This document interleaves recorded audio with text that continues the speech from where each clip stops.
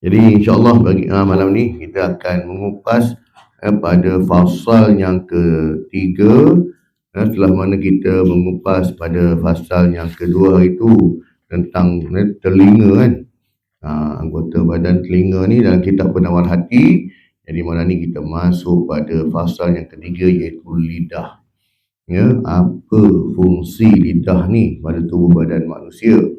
Ya, tujuan Allah menjadikan lidah. Ketahuilah bahawa Allah Ta'ala menjadikan lidah bagimu untuk ada 6 faedah. Ya, 6 faedah lidah ni. Yang pertamanya, dengannya engkau membaca Al-Quran. Ya, dengan lidah tersebut, ya, baca Quran. Kemudian membaca hadis Nabi SAW. Kemudian segala zikir dan ilmu pengetahuan yang memberi manfaat.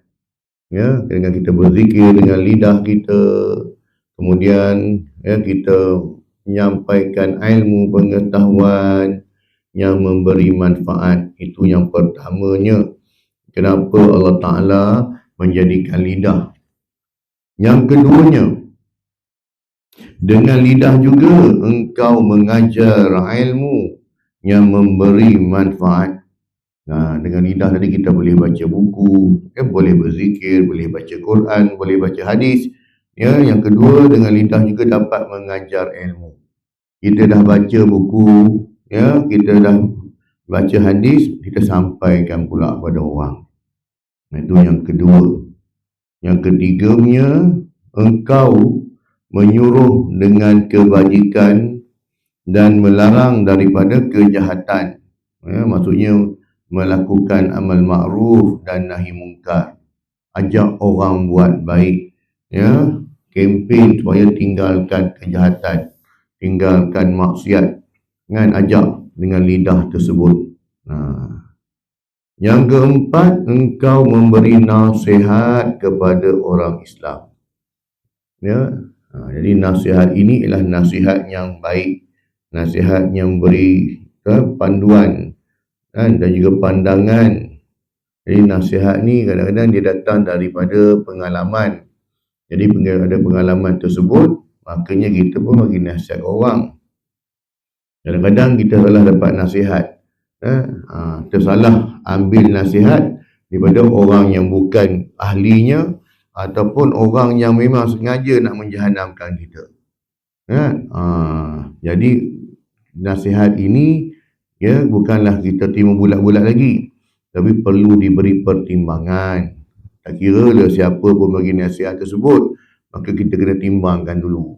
Adakah nasihat yang diberikan tadi, ya, sesuai tak dengan aku, mampu tak aku buat, ya, ataupun kena dengan kedudukan kita ni, ya. Jadi itu nasihat. Tapi dalam nasihat agama, tak ada masalah lah.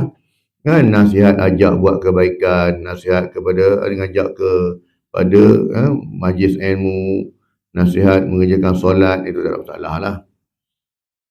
Yang kelimanya, dengan lidah juga engkau menunaikan hajat orang Islam dan mendamaikan mereka. Ya, meleraikan pergaduhan antara dua orang mukmin ini, makanya dengan lidah kita lah. Kan? Dengan kepetahan lidah ke, dengan nasihat tadi itu, maka kita mendamaikan orang. Maksudnya gunakan untuk benda yang baik, bukan untuk memecah belahkan orang. Dan yang keenam, dan sebagainya yang ada kaitan dengan faedah akhirat yang dikerjakan dengan lidah. Apa saja perkara-perkara kebaikan yang membawa kepada perkara kebajikan di akhirat nanti, ya, makanya boleh. Kan, itulah fungsinya. Ya, memberi nasihat dan juga sebagainya ni, apa sajalah, kan, dengan tujuan untuk faedah-faedah akhirat.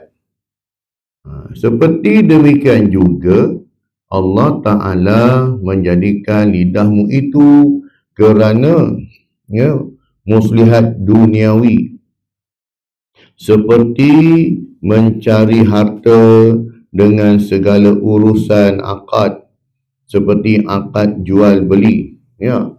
Jadi bila kita jual beli ataupun akad sewa menyewa, sama jugalah akad jual beli lah. Saya jual, saya beli. Dalam mazhab Syafi'i kita kena sebut yang ni.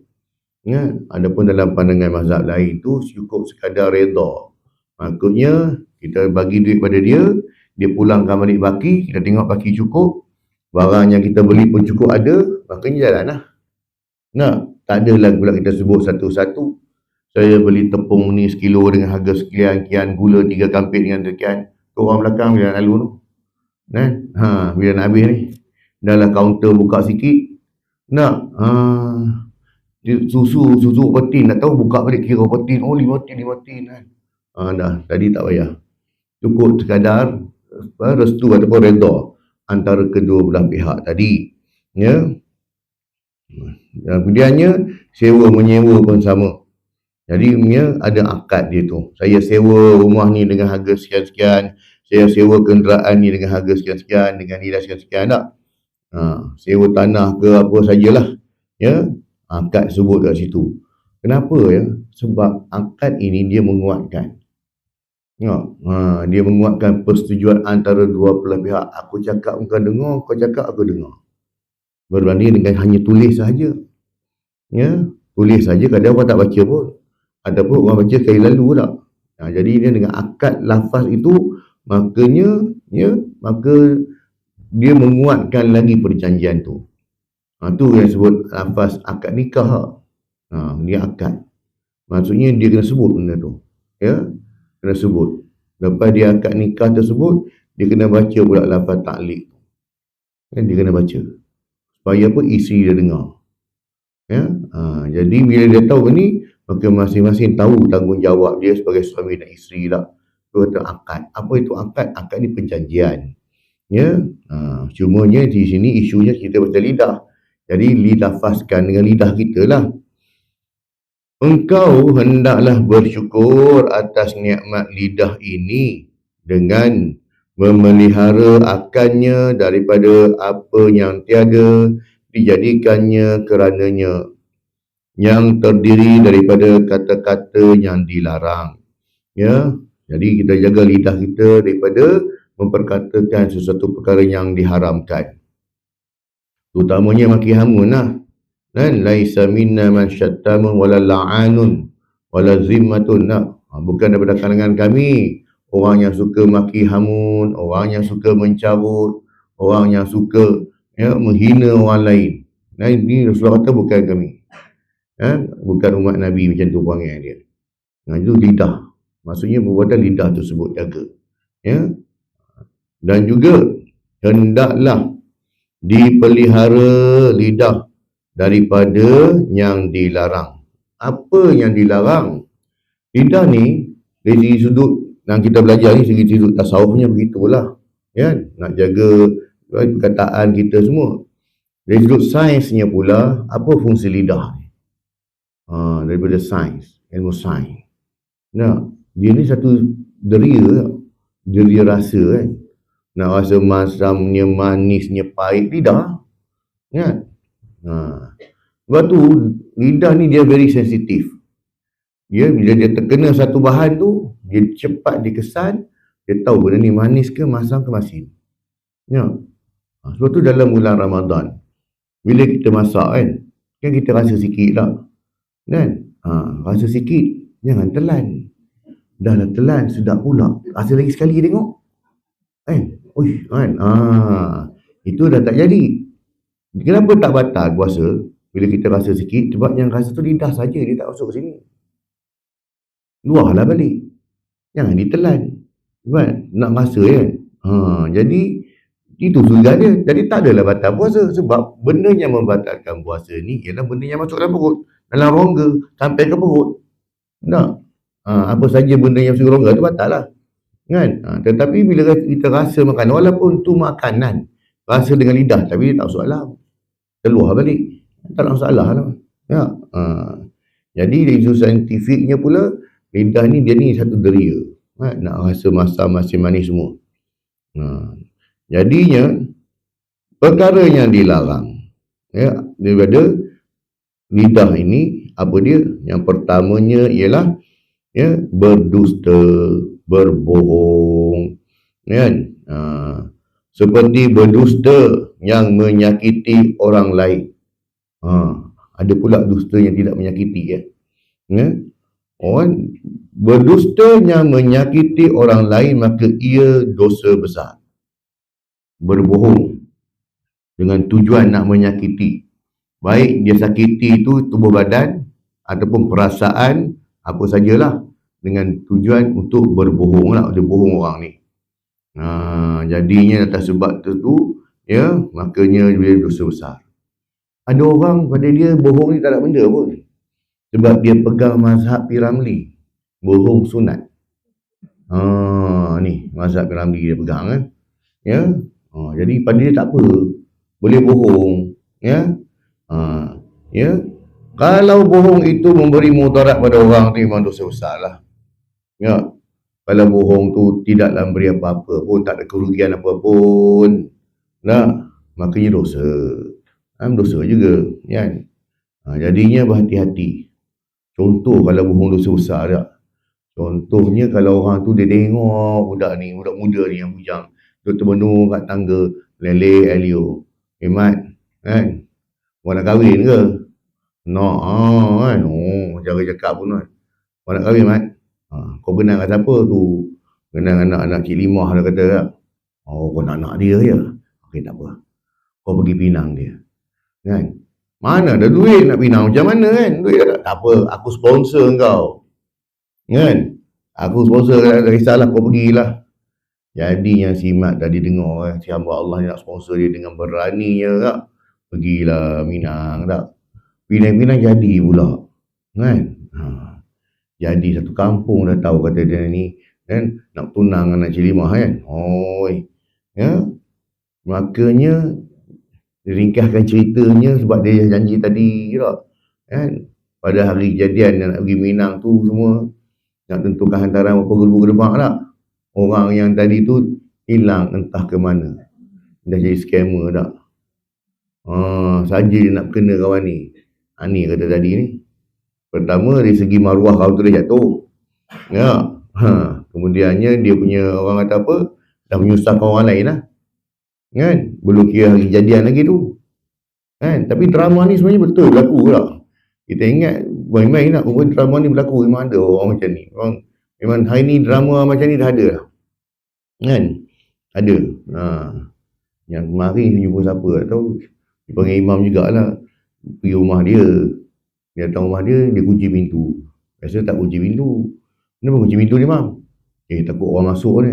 Kenapanya? Biasa tak okey, dalam salah pun kan. Tak, hari tu Ustaz, orang nikah hilang.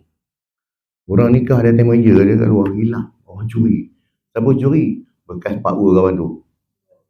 Dia tak nak makwa dia kahwin dengan tu, sanggup buat macam tu kan. Pergilah buat orang lain dah jadi kerja pula kan. Jadinya berdusta yang menyebabkan kerugian orang lain, berdusta yang menyebabkan maruah orang tu jatuh, dosa besar itu. Dosa besar. Tapi kalau berdustanya suami isteri ni, misalnya suami nak kena isteri nak kena suami, tak ada benda pun, gurau-gurau je tak. Kan, saja suami tengok isteri tu bad mood macam mana tak, letaklah senduk belakang ni pergi dapur buat cari mana senduk mana senduk kan, boleh sakut bagi baju ni kan, konon kan nak bagi nak gurau kan. Kawan tu dengan bad mood kan, letaklah belakang ni. Apa maknya nampak senduk, mana senduk kan, orang dia buta je. Yelah, mana senduk belakang awak tu kan, pusing tak ada pun, saja tak. Tak ada benda pun kan. Ni ceritanya dusta dengan orang lain yang menyebabkan risiko itu ada dosa besar tu. Bersalahan dengan berdusta yang tiada menyakiti, maka ia dosa kecil jadi dah saya cakap tadi tak, dusta yang tidak memudaratkan orang, tidak melibatkan maruah orang kan. Sorok pensel kawan tu kat mana, tanya kat mana ni, entah, tak tahu sana kot saja ni tak adalah melibatkan apa sangat pun. Itu. Jadi dosa ni dosa, tapi dosa kecil lah kan. Jadi beza ya, dosa kecil ni boleh terhapus dengan kita melakukan amalan-amalan sunat. Tapi dosa besar tak boleh. Dosa besar kena minta ampun maaf kat dia lah ya. Jadinya ya, bersalahan berdusta dengan tiada menyakiti, maka ia dosa kecil. Kecuali kerana ada keperluan, maka ia tiada berdosa. Seperti berdusta kerana mendamaikan antara manusia. Ini dusta yang dapat pahala. Ya? Dia berbohong, tapi bohong yang dapat pahala. Bila mana dia gunakan pembohongan ini untuk mendamaikan dua orang Islam yang bergaduh, yang bertengkar ni. Ya, makanya okey. Ya, si A dengan si B ni ya dah lama bergaduh, tak tegur siapa, seorang masuk pintu sini, seorang masuk pintu sini tak. Maka kawan ni pun gunakan helah ya, untuk dia mendamaikan orang ni.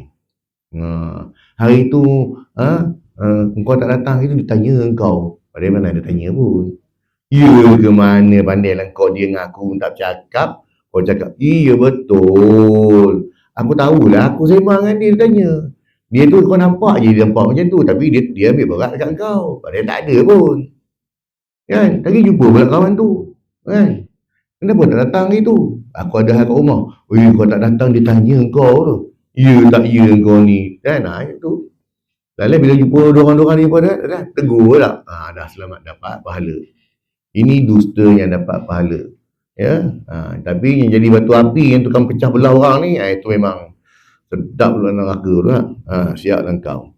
Jadi dusta yang dapat pahala ni kerana sabda Nabi SAW, laisa bil kazzabi may yuslihu bainan nas. Rawahu Shaykhan min Ummi Kalsum. Hadis ni hadis sahih. Maksudnya bukanlah dianggap pendusta orang yang mendamaikan antara manusia. Tapi perbuatan tu memang kita terbohong, tapi tak. Dia digunakan helahnya itu tadi untuk mendamaikan orang, tak apa. Kan? Itu dibenarkan. Ya? Sebab bila seseorang itu dia telah orang kata apa? Memutuskan silaturahim dalam tempoh 3 hari, kalau dia tak bertegur siapa, makanya ya dua-dua ni tak cium bau syurga ni. Jadi siapa yang memulakan dulu menegur, maka dia lah yang terbaik. Kan? Jadi berapa ramai hari ni dah orang macam tu kan? Memutuskan silaturahim tak bertegur siapa tak. Jadinya damaikan. Kita paling kurang macam ni je. Kita ni yalah, kadang-kadang kita mungkin ada dengan orang ni kita tak senang, dengan orang tu tak senang lah. Normal lah manusia kan. Tapi kita ambil sikap. Janganlah kita ambil sikap bermusuh. Dia tu, bakunya. Tak payah. Buat relax-relax dah. Dia tegur, kita cakap. Dia tak tegur, kita diam. Kan, betul tak? Kau bagi, kau ambil. Kau tak bagi, kau tak payah ambil dah. Kau jemput, aku pergi. Tak jemput, aku tak pergi dah. Tak payah kita nak ambil sikap bermusuh. Sebab kenapa nak putuskan silaturahim? Ya, dalam hati kita, kita tak pernah berniat pun nak memutuskan silaturahim. Kalau kau jemput, aku datang. Kau tak jemput, aku tak datang. Senang. Kan? Jadi kita pun tak ada nak menyimpan apa-apa pun. Tapi kalau kita menyimpan dia tu, aku takkan pergi dah rumah dia. Dia kau jangan pergi. Apa macam tu. Dah ujungnya senja dah rumah kita ni, tak payahlah. Buat relax-relax je. La yadkhulul jannata al-qata'. Tidak masuk syurga orang yang memutuskan silaturahim. Tak masuk. Aku penat, aku semayang penat, di surau penat saja je lah. Jadi macam mana nak masuk? Settlekan benda ni dulu. Nak settle benda ni macam mana? Kau cari kat akhirat. Nak cari ke mana? Kalau boleh pinjam mikrofon Encik Malaikat, tak apa. Tak? Saya kata dulu. Encik Malaikat, kenapa? Saya nak pinjam mikrofon sekejap, boleh tak? Kenapa saya nak panggil seorang ni dah senang? Tak? Kalau boleh pinjam, tak apa. Kan? Mana ada merangkak carilah. Manual. Kita ni dulu zaman 80-90 yang buku telefon yang tebal tu. Yang yellow pages tu. Nak cari nombor orang kan. Berapa minit nak mencari tu, ya Allah. dah lah tulisan halus. Dia punya font dia tu tak ada saiz dah. Kita kalau komputer font paling kecil saiz dia 7. Dia punya 7 ni kalau komputer lah. Ini tak ada 0.00 punya halus yang. Kan? Jenuh nak mencari itu pun ambil masa tak. Nak cari secara manual lah. Padahal dah susun elok dah ikut turutan abjad kan. Ini pula kat akhirat nak cari manual. Jangan cari. Kan? Sebab tu kita dah usaha begini tak payahlah nak macam zaman-zaman Azura dulu ke zaman Ali Setan dulu lah. Kan? Nak marah-marah, nak gaduh-gaduh lah. Bukan lelaki muda. Ya. Kalau lelaki muda tak apa. Lihat dah. Kau tegur, aku jawab. Kau tak tegur, aku tak jawab. Sudah. Ambil sikap macam tu. Sebab kita tak nak putuskan silaturahim. Sebab panjang cerita. Kita malah nak panjang cerita. Dan saya pun macam tu lah. Saya ambil sikap macam tu je. Kalau saya tak suka seorang pun, tak adalah kita nak kata kita benci dia. Tak ada lah. Engkau cakap, aku jawab. Engkau tak cakap, aku tak jawab. Tak. Kalau bersisih kat dengan aku angkat, dah itu je lah. Tapi kita nak letakkan bahawa aku musuh kau, aku tak ni dan kau. Tak payah. Kita jangan buat pening-pening kepala tak. Kita semua nak buat amalan je pun. Kita ambil sikap begitu je lah. Kalau kita jadi menyimpan, kau dengan kau, aku takkan cakap lagi dengan kau. Aku takkan rugi. Rugi. 3 hari tak cakap. 3 hari tak cakap, dia tak cium syurga dah. Macam mana ni? Jadi apa nak pening-pening kepala? Tegur-tegur macam tu dah. Relax je. Kita ambil sikap selamat. Orang kata play safe. Tak payah nak menyimpan, tak payah nak pening-pening kepala tak. Sebab bayangkan, kita ni semayang Alhamdulillah, boleh jaga tak. Kuliah-kuliah boleh datang lah. Buat baik semua, macam sedekah rajin kan. Kuliah sampai ke, macam hari ni kuliah kat Masjid Saniyah, sanggup pergi berpanas berapa tak. Tiba-tiba dengan orang ni kita putuskan silaturahim. Padahal kita punya bakti amalan, amal ibadah kita punya banyak. Nak masuk celah mana ni? Kalau benda ni tak settle lagi. Kan? Dia benda besar tu. Silaturahim tu. Jadi kita ambil sikap, relax je. Tak? Maksudnya sikap memaafkan, sifat tidak berdendam, ambil macam tu. Bahkan terkadang wajib berdusta bila melihat orang yang haram dibunuh, yang bersembunyi daripada orang yang zalim yang hendak membunuhnya. Ya. Tapi ini saya baca cerita, tak tahu kisah para wali ni, cerita je lah. Tak tahu betul tak betul lah. Tak. Pernah baca dulu. Dia ni orang alim ni, orang soleh ni, dia tak pernah bohong pun. Kan? Dia tak pernah bohong. Jadi satu hari tu ada seorang hamba Allah yang baik ni, dia ni telah difitnah ke macam mana, nak ditangkap. Ya, nak ditangkap dari hukum bunuh. Kalau dia lari-lari masuk rumah dia. Bila masuk rumah dia, dia menyorok belakang pintu. Dengan menyorok belakang pintu tu, datanglah tentera ke apa ke pengawal ni datang nak cari dia. Dia tanya pada orang soleh ni, ya, nampak tak orang macam ni? Oh, dia tu. Apa nampak? Mana dia? Tu belakang pintu. Kau kata, kau ni betul lah. Aku ingat kau nak tolong aku, kau ni orang baik. Takkan tak kenal aku kan? Kawan tu cakap jujur je. Cakap jujur je. Tu belakang pintu tu. Aduh, habis sesi lah. Maka pengawal tu pergi. Buka belakang pintu, tengok tak ada. Cari tak ada. Jumpa dia balik. Mana dia tadi kau cakap belakang pintu? Ada situ, kau cari situ. Dia kata ada, aku nampak tadi. Kan dia cakap belum kan? Dia cari tak jumpa. Kalau pengawal tu keluar, tak? Mana ada, tak ada lah ni. Dia ni orang tua ni, dia tak pasang ke mata, tak nampak pun kan. Dia tak ada orang pergi. Ini kawan tu keluar. Kenapa tuan cakap saya ada belakang ni? Tak? Kenapa tuan cakap macam tu? Dia kata tak? Yalah sebab aku ni memang tak pernah bohong. Dan aku ni memang tak ada niat nak bohong pun. Jadi aku cakap betul-betul lah. Kan? Jadi atas Allah nak selamatkan dia, selamat lah, kenapa lah. Kan itu. Tu kadang-kadang tu ada karomah orang kan. Ni cerita lah, saya pun nak refer balik dia punya ni lah. Jadi banyak je cerita macam tu kan. Makanya kadang-kadang wajib kita berbohong. Ni kalau kita tahu awak, kalau kita tengok seorang itu dia telah dizalimi, makanya kita nak selamatkan dia, kita boleh bohong. Ya, untuk selamatkan dia. Sebab dia ni orang yang dizalimi. Maka wajib berdusta kerana melepaskannya daripada dibunuh oleh orang yang zalim itu. Ya, makanya wajib kita tolong.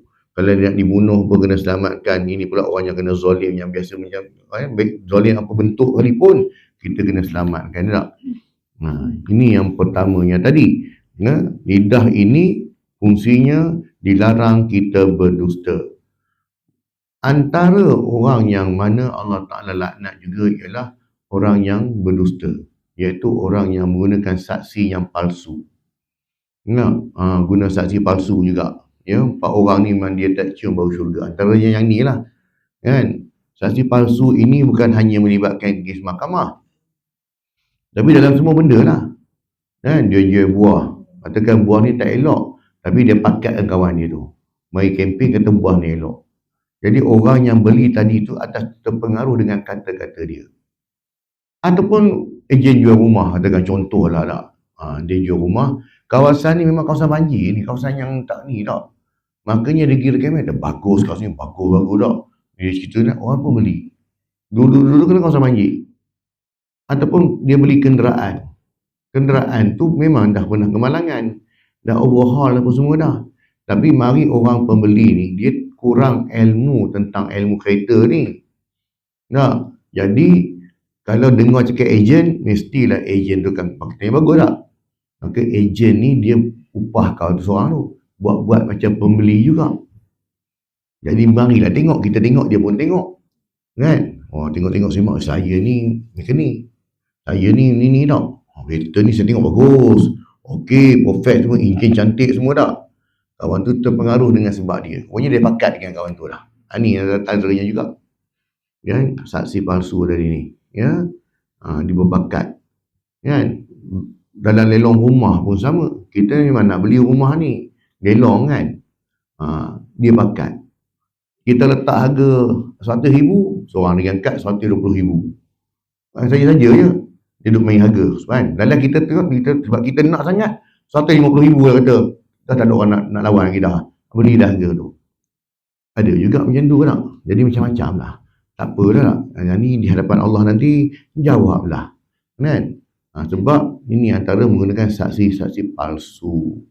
Yang keduanya, ya, hendaklah dipelihara lidah daripada yang dilarang itu seperti mengumpat, iaitu engkau menyebut saudaramu dengan perkataan yang dibencinya. Itu saya kata tadi tak? Yang cerita dulu tak? Yang ada seorang lelaki minta sedekah pengemis datang rumah Rasulullah, minta sedekah, maka Aisyah pun bagilah dia buah kurma, buah tamar lah dia bagi. Dia pun pergi tak? Jadi bila dia pergi, Rasulullah keluar tengok. Kan? Aisyah bagi pada Rasulullah. Ya Rasulullah, pendeknya orang ni. Kan? Maka Rasulullah sebut, engkau mengumpat. Kenapa aku mengumpat pula? Aku cakap benda yang benar, dia pendek. Betul lah dia pendek. Takkan aku bohong tu kalau dia pendek. Nampak dia pendek? Memanglah dia pendek. Cuba kau cakap depan dia. Dia suka tak suka dengar? Tu je kat tadi. Jadi kalau dia tak suka dengar, engkau mengumpat. Engkau menyebut kekurangannya tu. Tu mengumpat. Tetapi, ada tak mengumpat yang dibenarkan? Mengumpat yang dibenarkan. Kerik. Kan? Boleh. Dia ada mengumpat yang dibenarkan. Contoh, kan? Ya, dalam kampung tu ada 3-4 orang nama Pak Mat. Tak? Jadi bila orang mari rumah nak hantar barang, JNT nak hantar barang, kan? Pak Mat mana satu ni? Pak Mat tempe lah. Pak Mat tempe, dia ada 4 Pak Mat, kan? Pak Mat tempe seorang, Pak Mat juling seorang, Pak Mat sengau seorang, kan? Pak Mat mana satu ni, kan? Allah, abang tu dah pening kepala tak? Entahlah, tapi nama macam ni. Orang kampung manalah nama ikut dalam IC lah. Luar kampung panggil lain, dalam IC panggil lain, kan? Mana nak sama? Aduh, tu yang pening. Mari cerita tu. Kalau ni Pak Mat juling, rumah dia sana tu. Itu tidak dikira sebagai mengumpat. Ya. Sebab apa? Sebab untuk mengenali orang. Dia mana nak tahu siapa Pak Mat? Mana tak? Dia tak tahu. Jadi Pak Mat tempe tak termasuk dalam cerita ni. Jadinya, ya, bila mana engkau menyebut saudaramu dengan perkataan yang dibencinya, jika didengarinya. Itulah nombor 4. Maka ia haram. Dengan ijma' ulama. Ulama bersepakat bahawa kalau dengan tujuan, ya, untuk mempelekehkan dia, untuk menghina dia, maka hukumnya haram.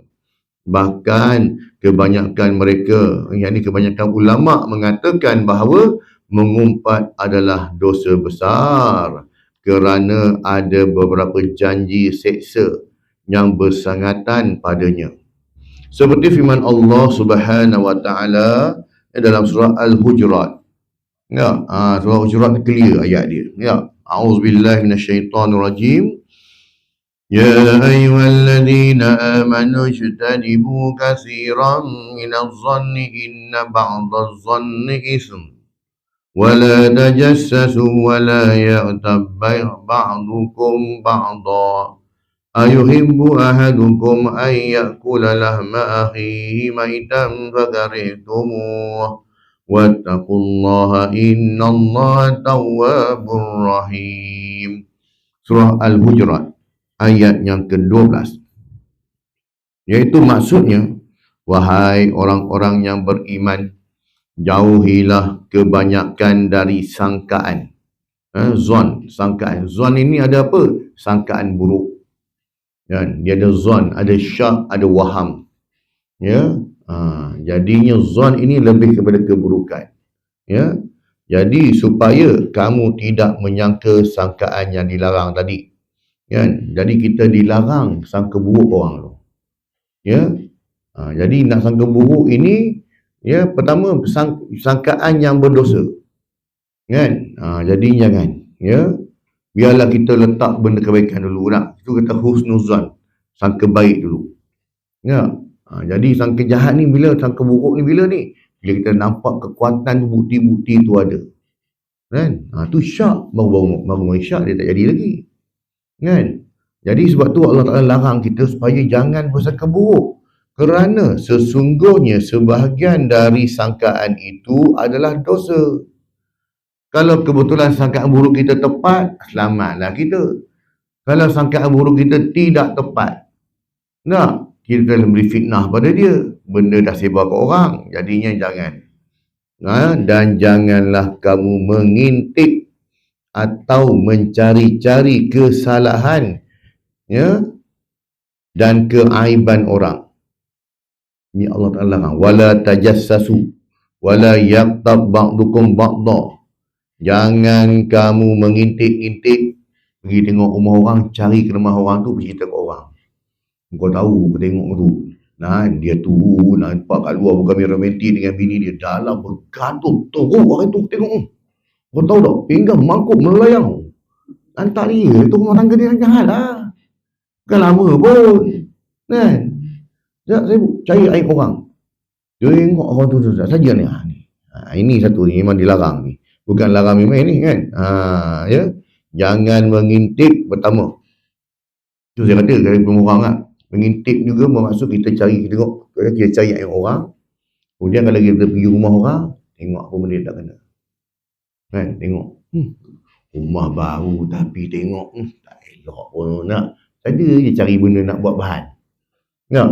Sebab hati tu dah sakit hati tengok rumah dia ni rumah baru kan. Tapi tengok nak cari kekurangan juga tu supaya ada bahan cerita ke orang. Macam kita juga lah kadang-kadang pergi rumah kenduri ni tak. Ada benda nak cakap kan. Padahal kawan tu dah sedia laut dah bagus lah.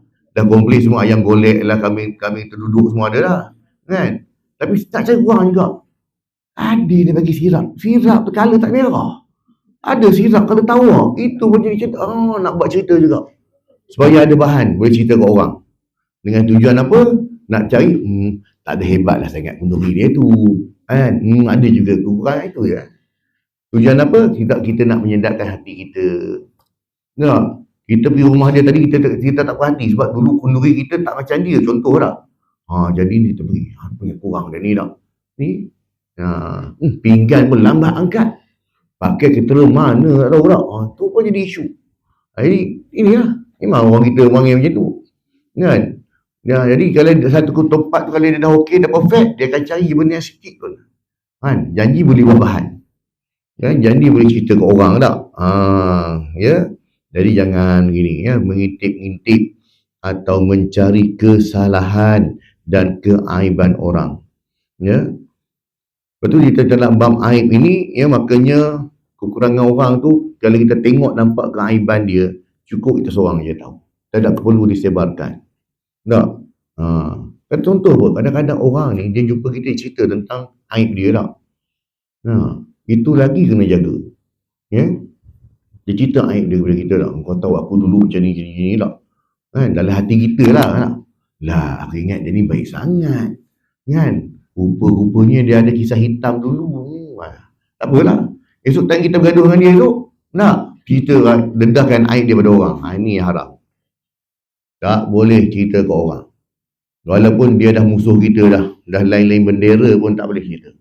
Sebab itu aib peribadi dia. Tak? Kecuali dulu dia cerita kita, kau tahu aku dulu muda-muda, aku tak boleh tengok duit tau. Kan? Duit tabung masjid, tabung semua aku ambil tau. Dulu. Kan? Sekarang ni aku tak buat lagi lah. Tapi kalau ada peluang aku buat juga. Kena kawan ni jadi bendahari. Nah, dia pun tahu dia macam mana. Jadi itu kena bagi tahu lah. Bagi tahu pun bukan beritahu dalam grup WhatsApp. Pergi jumpa dengan pengurusi. Haji nak bagi tahu sikit. Haji nak nanti dia ni kan. Saya kenal dia. Dia pun pernah cakap saya macam ni lah. Jadi kalau ada lantik orang lain, kalau lantik juga kena hati-hati lah. Jadi sebab dia buat duit memang dia fail. Jadi kena bagi tahu lah. Sebab itu melibatkan kemudaratan orang lain. Tapi setakat aib sendiri dulu je macam ni kan, tak ada masalah pun, tak payah cerita ke orang. Kan? Ini yang susah orang nak buat tak. Waktu berkawan boleh, tapi bila dah jadi lawan esok, habis semua dedah kan. Dan janganlah setengah kamu mengumpat setengah yang lain. Ya, jangan kita mengumpat orang. Adakah seseorang dari kamu suka memakan daging saudaranya yang telah mati? Orang yang mengumpat saudaranya, Allah Ta'ala umpamakan dia makan, Allah Ta'ala hukumkan dia makan daging saudaranya. Agak-agak sikit lah, kita nak makan kambing pun kadang berkira tak, berbau tak. Tak makan kambing kan? Tak makan, tadi kambing bau, tak boleh makan tak. Ini makan daging mentah. Makan mayat saudara dia sendiri. Jika demikian keadaan mengumpat, kalau kita dah tahu mengumpat tu ibarat kita makan daging saudara kita, maka sudah tentu kamu jijik kepadanya. Oleh itu patuhilah larangan-larangan yang tersebut dan bertakwalah kamu kepada Allah. Sesungguhnya Allah penerima taubat lagi maha mengasihani. Sebab tu lah kalau kita duk mengumpat orang apa semua, hari raya lah hari terbaik, pergilah jumpa minta maaf lebih kurang tak kan. Jemaah minta maaf lah lebih kurang ya. Aku ada mengata ke, ada terkata, ada terni ke ya, tak apa, aku pun sama lah kita tak apa lah kan. Kalau ada terkata ke, ada pun sakit hati, minta maaf lah banyak-banyak ya kan. Dah 0-0 kan, hari kedua 1-0 kan. Sebab pergi makan rumah kawan tu lemang tak sedap kan, dia punya rendang dia dah jadi ada kerak hangit sikit. Jadi ayat pertama je 0-0, ayat kedua 1-0 kan. Tu sebab tu je macam tu, pergi rumah orang ada je benda tak betul kan. Jadi itu je lah. Yang kedua, dan sabda Nabi SAW, iyyakum wal ghibah fa innal ghibata asyaddu minaz zina. Qila lahu kaifa? Qala inna rajula qad yazni wa yatubu fayatubu Allahu alaihi wa inna sahibal ghibati la yughfaru lahu hatta yaghfira lahu sahibuhu. Rawahul Baihaqi wa Tabrani wa Abu Shaykh wa Ibnu Abi Dunya an Jabir wa Abu Sa'id radhiyallahu anhuma. Maksudnya apa? Jauhkanlah diri kamu daripada mengumpat. Ni hadis tadi, Quran. Tadi surah Al-Hujurat kan, ayat 12 tadi, tu ayat Quran. Ni hadis Nabi sebut. Nabi kata apa? Jauhkanlah diri kamu daripada mengumpat. Ya, kerana perbuatan mengumpat itu lebih dahsyat daripada berzina. Kenapa? Ni sahabat tanya. Ada orang bertanya kepada Nabi SAW, bagaimana mengumpat itu lebih dahsyat daripada berzina? Macam mana mengumpat lebih dahsyat daripada berzina? Mengumpat mulut dia pun.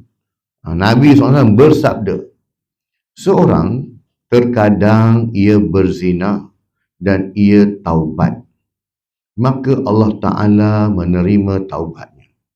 Ya, dua-dua ni kan, lelaki perempuan ni bertaubat, maka Allah Ta'ala terimalah taubatnya itu.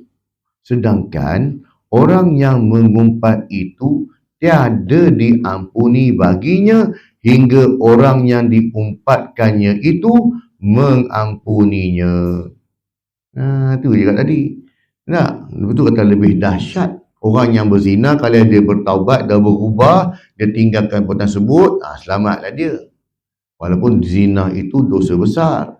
Tetapi orang yang mengumpat ini, ya, dosanya itu kalau tidak diampuni oleh orang yang diumpatnya, maka kau bawa lah sampai ke akhirat esok.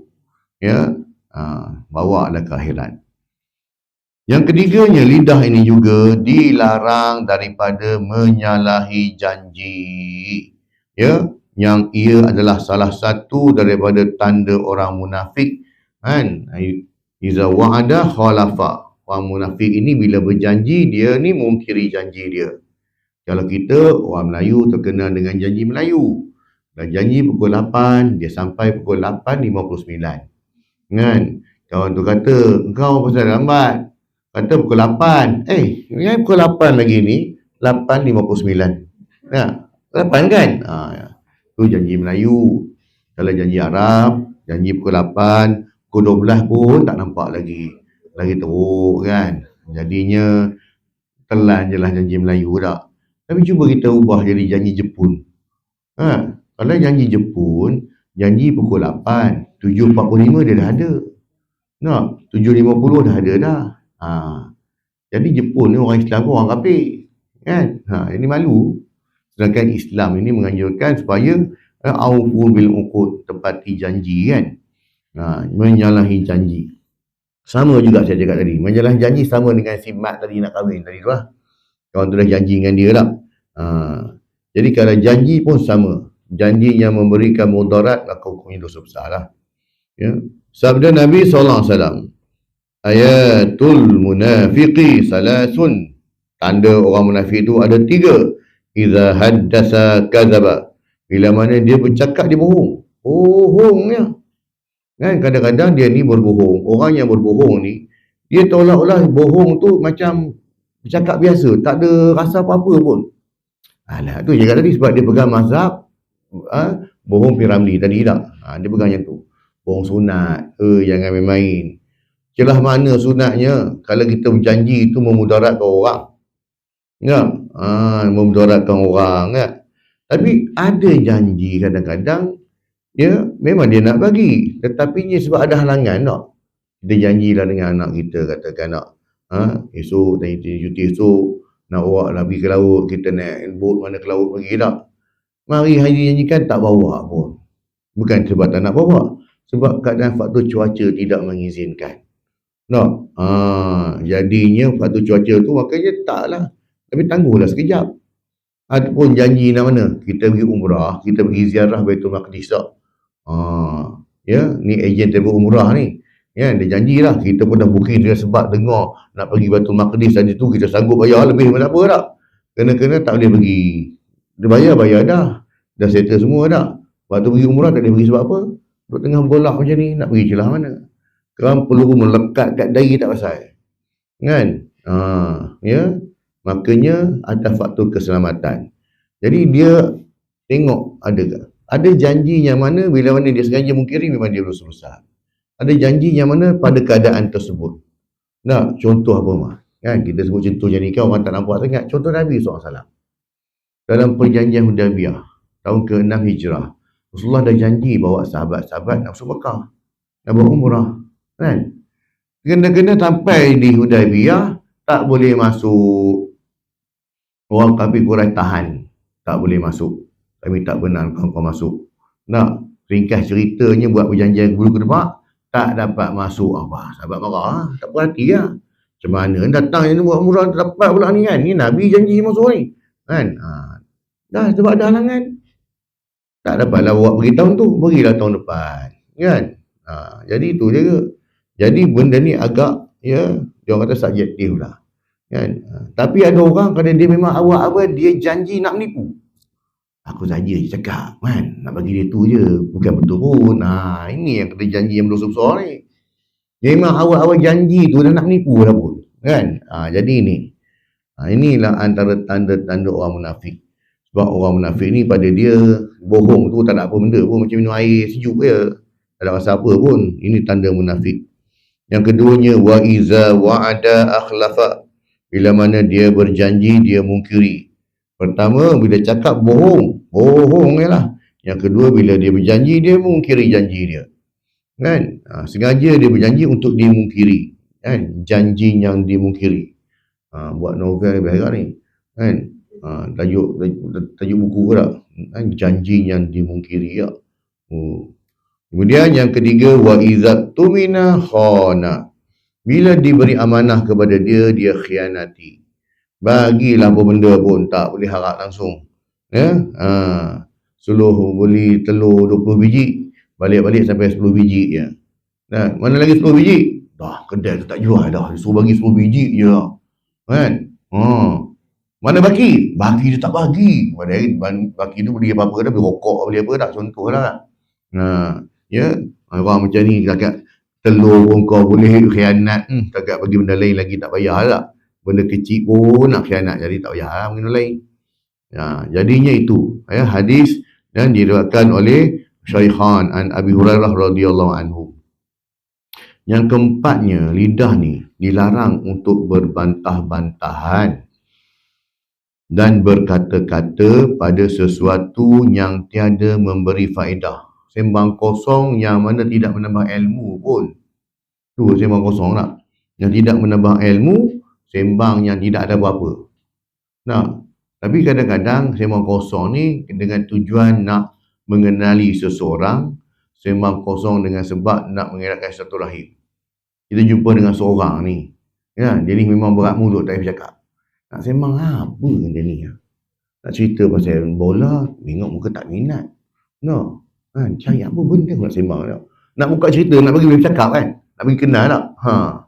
Sembang-sembang, cerita pasal pokok. Berminat pula pasal pokok tak? Jadi pula. Pada kita tak ada ilmu pasal pokok, hantam sajalah tak? Jadi pula, kena pula tajuknya sedap pula sembang. Jadi, dengan faktor itu, ada rapat persahabatan nak silaturahim. Walaupun tajuk tak nak kena mana pun tak. Dengan tujuan niat dia nak mengeratkan silaturahim. Kan? Sembang pasal cuaca ke, sembang apa saja lah.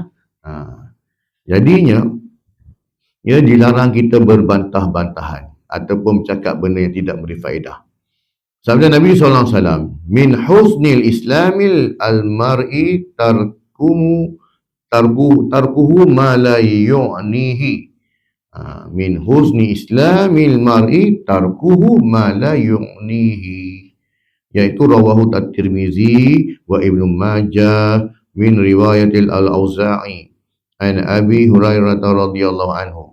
Maksudnya, setengah daripada keelokan Islam seseorang itu ialah meninggalkan apa yang tiada memberi manfaat kepadanya pada dunia ataupun akhirat.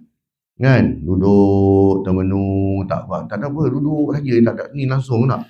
Makanya ini buang masa sia-sia tak. Kalau bulan Ramadan, orang duduk sibuk petang-petang sana sini, dia duduk saja dekat bus stand tu. Tak buat apa pun duduk, dia tengok. Duduk kira kereta Proton berapa biji lalu. 1, 2, 3, itu je lah. Petang-petang tu cerita tak apa, Allahu Akbar. Cubalah petang-petang pergi mayang asar ke kan. Tak boleh nak pergi berzikir ke benda yang patut tak. Duduk saja kan dekat maghrib lagi 10 minit kan balik. Dia tahu benda dah hidang siap rumah. Kan? Dia tahu benda dah ada. Kan? Duduk saja Allah. Rugi orang macam ni tak. Kan? Tak buat apa-apa benda yang tidak berfaedah pun tak. Jadinya buang masa je lah. Jadinya Rasulullah sebut daripada salah satu setengah daripada kebaikan seseorang Muslim itu ialah bila mana dia meninggalkan benda yang tidak boleh bermanfaat. Benda yang tak boleh bermanfaat dia tinggalkan, dia tak buat. Tak. Sabda Nabi SAW, la yadkhulul jannata an-namam. Ya. Juga disebut lidah yang digunakan untuk untuk mengadu domba, digunakan untuk pecah belah orang. Ni tak masuk syurga ya. Hadis riwayat Bukhari wa Muslim wa Abu Dawud wa Tirmizi an Huzaifah bin Yaman radhiyallahu anhu. Jadi sesungguhnya ulama telah bersepakat bahawa mengadu domba, ya. Yang seterusnya, yang kelimanya ialah mengadu domba tadi ialah dia memecah belah orang, batu api. Yang tadi kata berdusta yang dibenarkan, berdusta yang dapat pahala ialah dia berbohong untuk mendamaikan dua pihak. Makanya dusta tu dapat pahala. Tetapi yang kelimanya tadi mengadu domba iaitu batu api, pecah belahkan orang. Elok kawan tu baik-baik dia orang, dia pergi bakar bagi kawan tu bergaduh. Kan? Kau tahu tak, tadi kan dia cakap kat engkau kan, macam ni. Ish, takkan kau dia cakap macam tu kat aku. Iya, aku dengar. Tak? Kawan tu kata balik, cih, dia ingat dia tu handsome sangat, orang yang macam ni lah. Dengar betul, dia pergi sampai kat kawan ni pula. Nak, kau tahu tak, tadi aku dengar lepas-lepas dia bercakap kat engkau macam tu. Kan? Ish, kalau aku lah, dah bergaduh orang. Punca, ini dia punya firestone. Ya, batu api kan. Ini memang tak masuk syurga lah. Orang macam ni duk pecah belah orang. Kenapa dia buatnya? Kenapa dia buat begitu? Sebab dia tak puas hati, dia iri hati tengok kawan orang ni baik. Tak, dia iri hati tengok orang ni baik.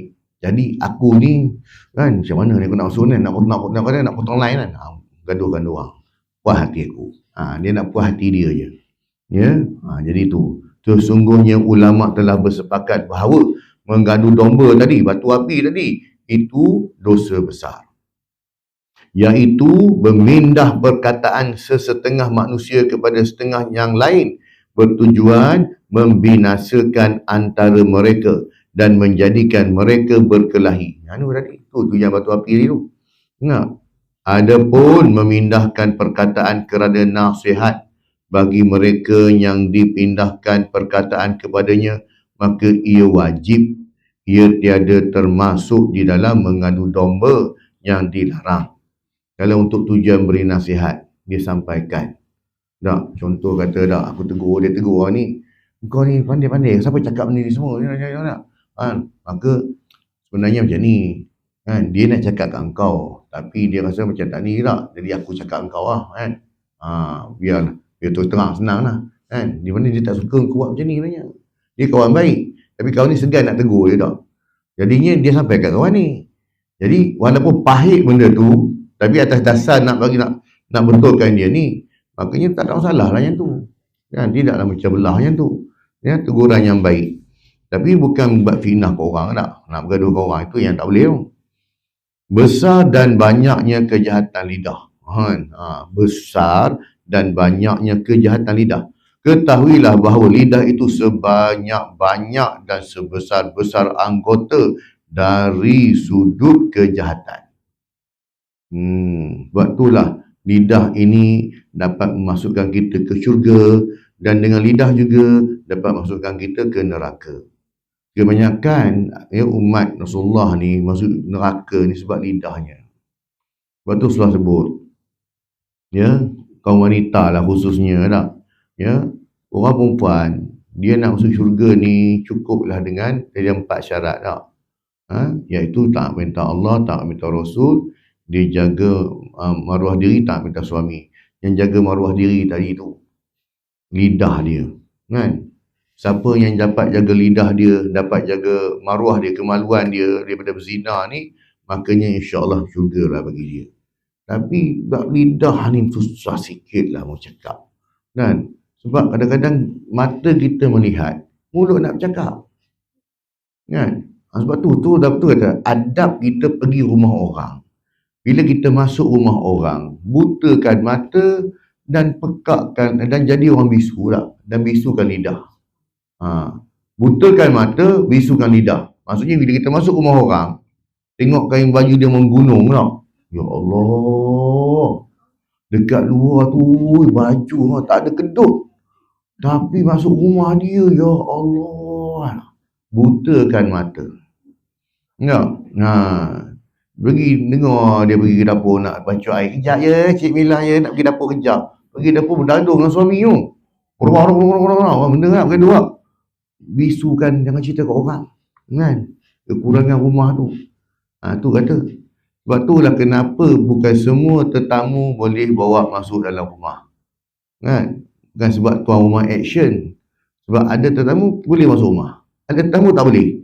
Sebab ada tetamu yang memang mencari apa benda pun nak cerita kat orang. Kan? Jadi itu sebab. Maka lazimkanlah pada memeliharakannya. Jaga lidah ni. Dan tiada yang akan menolongkanmu untuk terlepas daripada kebinasaannya. Melainkan dengan mengasingkan diri daripada manusia. Kalau nak cakap pasal manusia, duduk jauh lah pada manusia. Pergilah duduk kat pulau mana-mana tak ada orang tu. Senang. Tak ada nak mengumpat manusia tak. Mengumpat beruk, kan? Mengumpat biawak. Adalah. Ya, itulah tak apa. Dan mengekalkan berdiam diri lah. Kan? Asingkan diri orang. Kecuali bila perlu kepada berkata-kata. Seperti ketika belajar, mengajar dan memberi nasihat. Ya. Sebab tu kita kadang-kadang kita berjumpa seorang pun kita cuba tahan lidah kita tak. Tapi itu ujian yang besar sebenarnya tak. Muaz bin Jabal radhiyallahu anhu telah berkata kepada Rasulullah SAW, wahai Rasulullah, pesankanlah kepadaku. Maka Rasulullah SAW pun mengeluarkan lidahnya. Rasulullah keluar lidah, tunjuk. Ya. Rasulullah mengeluarkan lidahnya yang maha mulia lalu bersabda, tahankanlah atasmu benda ini. Kalau tarik lidah tunjuk dia ni. Ni, kau tahan benda ni. Artinya lidah engkau yang seperti lidahku ini hendaklah engkau tahankannya daripada berkata-kata dengan perkataan-perkataan yang dilarang. Ya. Ada satu kisah ni lah. Suami isteri ni orang kaya, suami bekerja, isteri rumah ni cerita dulu. Tak tahu isteri dia tak tahulah. Makanya dia orang nak cari pembantu rumah. Sebab pembantu rumah dia dah balik Indon, contoh. Dah balik lah, dah cukup 2 tahun dia balik lah. Nak carilah pembantu rumah bibik yang baru. Makanya pergilah ke pasar Ahmad Al-Bab tu. Dia tengok ni berapa ratus ni banyak-banyak kan. Pilih. Nampak seorang ni muka lawa. Kan? Badan pun okey. Kemudian tanya pada penjual ni. Berapa dia ni? Oh dia ni. Harga dia macam sekian lah. Kan? Beli kat saya nak beli. Tapi sebab dia murah bagi benda yang lain. Muka lawa, body okey, murah. Kenapa murah pula benda yang lain ni? Kan? Makanya tu yang ni dia kerja rajin. Bab-bab tu semua rajin, tapi lidah jahat. Tengok. Bab lain semua rajin. Mengemah rumah, bersihkan rumah semua, tapi lidah dia jahat. Sebab tu orang jual murah. Orang tak nak ambil. Tak apa dah, tak kisahlah. Jadi aku nak dia rajin ni, aku kisah apa pun, betul tak? Kita nak rumah kita kemas apa semua tak. Belilah dia, bawa balik rumah. Makanya beli pun memang betul. Jin dia ni rupanya. Mengemah rumah, lantai berkilat semua, susu semua tak. Maka petang-petang, hari-hari, tengah-tengah hari tak buat apa, suami pergi kerja. Maka adalah sini kawan tak. Kan? Boleh dia berbual dengan dia. Kan? Lidah jahat kan? Jenis, orang kata apa, bibik mulut jahat. Tu kata. Bila suami pergi kerja, kan, puan tahu tak puan? Saya nak cerita kat puan ni, saya tak cerita kan, kata sesuatu masalah pula. Kenapa puan tahu tak? Suami puan tu semalam, kan, dia rupanya dia pergi kerja puan. Dia pergi berjoli dengan perempuan lain tu. Mana kau tahu? Saya dengar dia cakap kan. Kan? Betul. Perempuan ni dah mengajuk lah. Bila dah mengajuk, suami balik pun nak layan apa semua tak. Kan? Lepas tu, tanyalah dengan bibik ni. Kan? Kenapa ni? Dia, cik puan kau ni tak boleh cakap apa semua dah. Sejak lu menjak ni kan. Dah tak ni dah. Dia ni saya cakap dengan puan, kan dengan tuan pula sekarang. Saya rasa salah pula. Tapi kalau tak cakap sekarang pun, saya rasa macam dosa pula. Orang mulut jahat. Dia tak? Ini mulut jahat ni. Kenapa? Tak lah. Dia yang sejak 2 minggu sudah memang kan. Nah, dia jumpa balik dengan ex-boyfriend dia. Laki dia lah. Kan? Tuan saya tak cakap saya rasa salah sangat Tuan. Waktu Tuan pergi kerja tahu, jantan tu mari sini tahu. Kan dah dengar kan.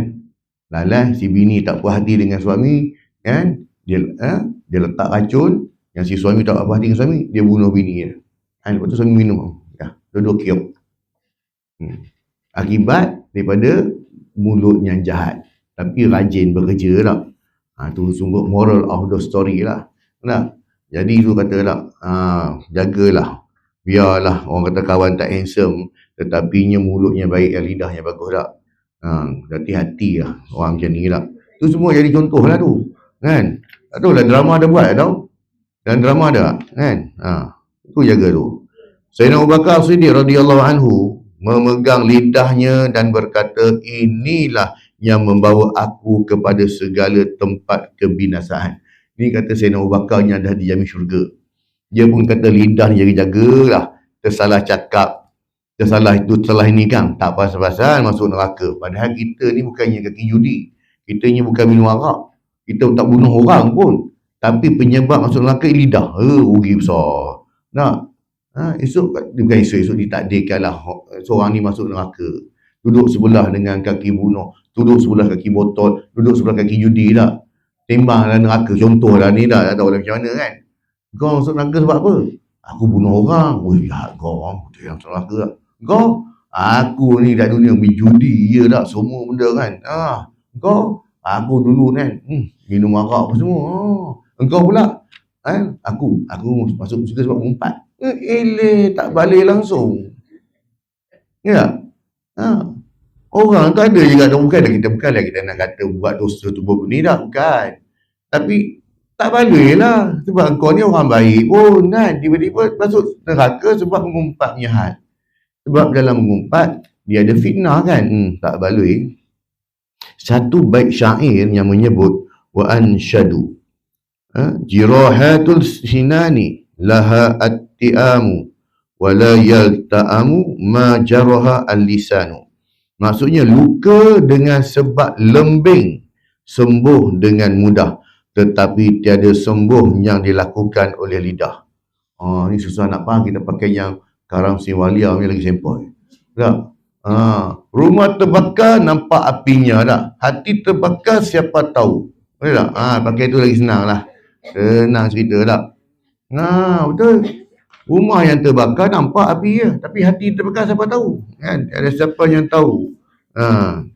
Engkau hendaklah ingat bahawa perkataan yang baik itu mendatangkan petunjuk bagi segala anggota, dan perkataan yang jahat itu menyebabkan kejahatan kepada segala anggota. Abu Sa'id Al-Khudri radhiyallahu anhu telah menceritakan bahawa manusia itu apabila berpagi-pagi lagi semua anggotanya bersegera kepada lidah dan berkata kepadanya, dengan nama Allah kami menghendaki kamu betul atas petunjuk. Kerana sesungguhnya jika engkau lurus, nescaya kami lurus, dan jika engkau bengkok, nescaya kami bengkok. Maksudnya lidah ni. Ya, dia boleh mengarahkan, tangan boleh mengarah ni semua ni. Ini kata Abu Sa'id Al-Khudri. Malik bin Dinar yang dirahmati Allah Ta'ala telah berkata, apabila engkau dapati kekerasan pada hati, kalau kita tengok hati kita ni keras, dan lemah pada badan engkau dan terhalang pada rezeki engkau, maka ketahuilah bahawa engkau telah berkata-kata pada apa yang tiada memberi manfaat kepada engkau. Kadang-kadang rezeki itu patut dia dapat pada kita lah, tapi sebab kita punya lidah tak ada cantik, merungut, cerita ke orang, aku ni dah lama kerja tak dapat juga, tak naik pangkat, tak naik apa dah. Dan dengan lidah kita mengeluh, merungut, mengungkit-ungkit, menyalahkan Allah pula. Sepatutnya benda itu kita dapat terhalang lah. Sebab kita punya hati tak cantik, lidah kita pun tak baik. Sepatutnya dapat. Kan? Ya. Sebab tu yang dalam banyak cerita tak. Ya? Dalam hadis Rasulullah punya seorang sahabat tu, bila Rasulullah bagikan harta rampasan tu, dia tak puas hati, dia tegur lebih. Kan? Ha? Engkau ni, dia kata, ya Rasulullah, bagilah cara adil. Aku ni Nabi. Takkan aku bagi cara tak adil lah. Macam tu tak? Orang itu hati memang tak cantik tu nak. Dan ketahuilah bahawa perkataanmu itu ada kalanya ketaatan atau maksiat atau yang harus atau yang sia-sia. Kita kena tahu. Benda yang kita cakap ni, adakah benda ni benda yang baik? Ataupun benda yang kita cakap benda itu maksiat? Ataupun benda ni harus? Kan? Tak ada apa-apa lah. Ataupun benda ni sia-sia je, tak boleh cakap pun tak apalah. Maka jika ia ketaatan seperti menyuruh dengan mengerjakan kebajikan dan melarang daripada kejahatan, maka padanya ada pahala yang besar-besar. Dan jika ia maksiat, maka padanya siksaan yang tiada kuasa engkau menanggungnya. Sabda Nabi SAW, Wahal yukabbun nasu fin nari ala wujuhihim au manakhirihim illa hasaidul alsinatihim. Maksudnya tiada menyembamkan manusia di dalam api neraka ke atas muka mereka, atau ke atas hidung mereka, melainkan apa yang diperkatakan oleh mereka dengannya. Orang yang mana suka mengumpat buat fitnah orang akan disembamkan muka dia, ambil sembam korak. Maksudnya muka kita terjerumus dekat tanah. Dan jika perkataan itu harus, yang tiada berfaedah padanya, maka malaikat kiraman katibin mencatatkan dengan apa yang tiada kebajikan padanya dan mengirim surat kepada Allah Ta'ala yang di dalamnya tertulis perkataan yang sia-sia. Dan dibacanya di hadapan Allah Ta'ala pada hari kiamat pada ketika huru hara yang sangat besar. Lapar dan dahaga serta bertelanjang. Tak ada pakaian pun ketika itu. Makanya kita kena ingat, bila kita bercakap ni, fikir-fikir sikit, kiri kanan ni ada malaikat. Rokib dan Atid yang sentiasa menulis. Tak letih ke dia nulis? Itu kerja dia lah. Yang dia tanya, kita letih tak letih? Tak, memang ada kerja dia. Nulis je tak? Nulis, isi usaha. Jadi itulah. Jadi kita kena fikir. Kalau yang rajin, yang banyak menulis tu malaikat, Atid yang tulis belah kiri kita ni, fikir-fikir je lah. Wallahu alam. Jadi alhamdulillah kita selesai mengupas pada fasal yang ketiga. InsyaAllah pada kuliah akan datang kita akan masuk pada fasal yang keempat, iaitu perut.